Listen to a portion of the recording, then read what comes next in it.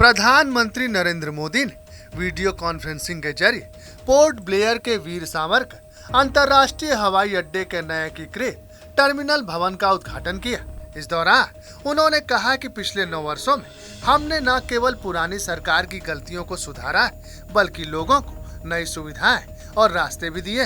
भारत में विकास का एक नया मॉडल विकसित हुआ है। यह सबका साथ सबका विकास का मॉडल है। 9 वर्षों में हमने पूरी संवेदनशीलता के साथ पहले की सरकारों की उन गलतियों को सुधारा है।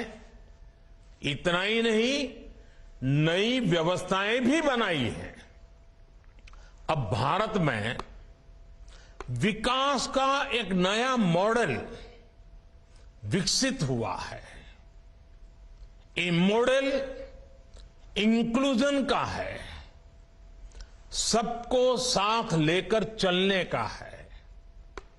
ये मॉडल सबका साथ सबका विकास का है।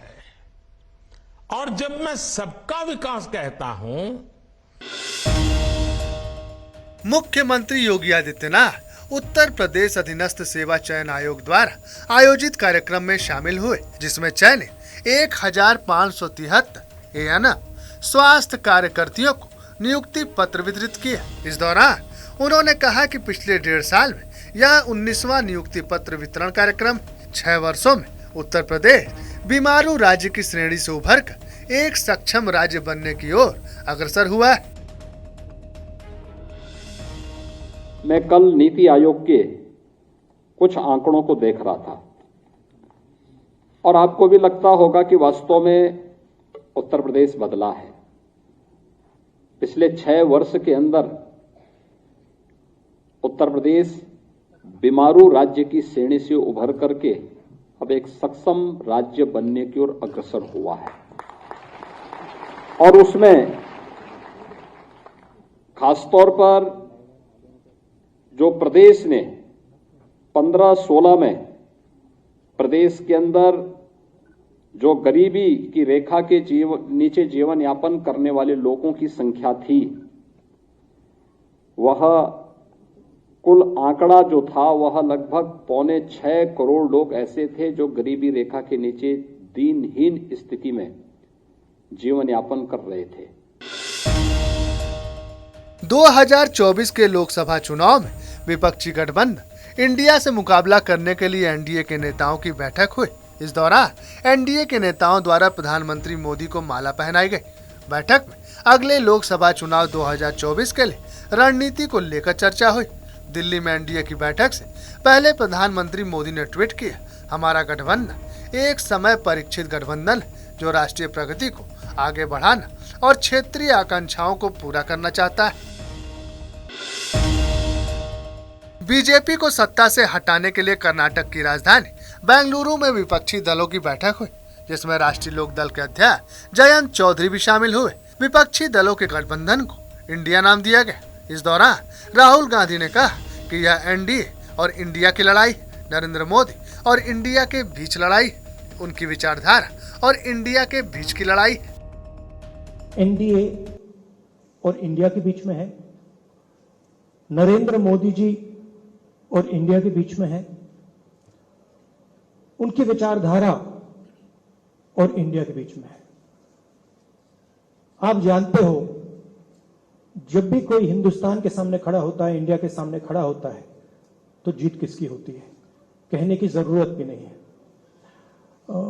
मैंने कहा दूसरी मीटिंग है, इसके बाद हमारी मीटिंग महाराष्ट्र में होगी और हमने निर्णय लिया है, सबने निर्णय लिया है कि अब हम एक एक्शन प्लान तैयार करेंगे जहां हम एक साथ मिलकर देश में हमारी विचारधारा के बारे में और जो हम देश के लिए करने जा रहे हैं उसके बारे में बोलेंगे।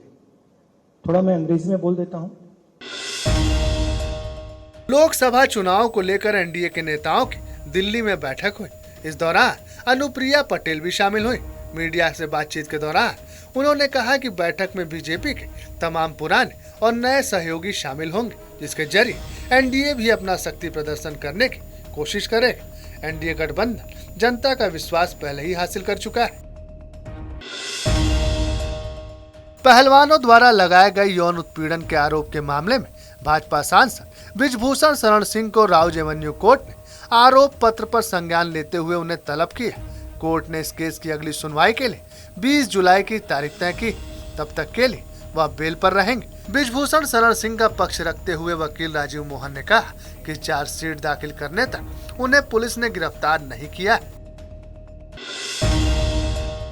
2024 में होने वाले लोकसभा चुनाव को लेकर विपक्षी पार्टियों की बेंगलुरु में बैठक हुई। इस बैठक में शामिल होने के लिए सपा अध्यक्ष अखिलेश यादव और लोक दल के नेता जयंत चौधरी भी शामिल होने पहुंचे। इस दौरान अखिलेश यादव ने ट्वीट कर लिखा, भारतीय इतिहास आज के दिन को देशभक्ति और सकारात्मक राजनीति के बेंगलुरु आंदोलन के दिन के रूप में याद रखेगा। स्मृति ईरानी मंगलवार को 2 दिवसीय दौरे पर अपने संसदीय क्षेत्र अमेठी पहुंची। इस दौरान जगदीशपुर में कार्यकर्ताओं के साथ बैठक की, जिसके बाद ऋण वितरण कार्यक्रम के तहत जनपद के 3 ब्लॉकों में केसीसी ऋण मुद्रा योजना सहित कई अन्य योजनाओं के तहत 2.5 करोड़ रुपए का ऋण वितरित किया। उत्तराखंड के मुख्यमंत्री पुष्कर सिंह धामी आपदा परिचालन केंद्र के दौरे के लिए देहरादून पहुंचे। इस दौरान मीडिया से बातचीत में उन्होंने कहा, आपदा की स्थिति पर पूरी तरह से नजर बनी हुई। सभी जिलों के अधिकारियों से भी बात हुई और सभी अलर्ट मोड में सभी प्रकार की व्यवस्थाओं को सुनिश्चित करने के लिए निर्देश दिए गए।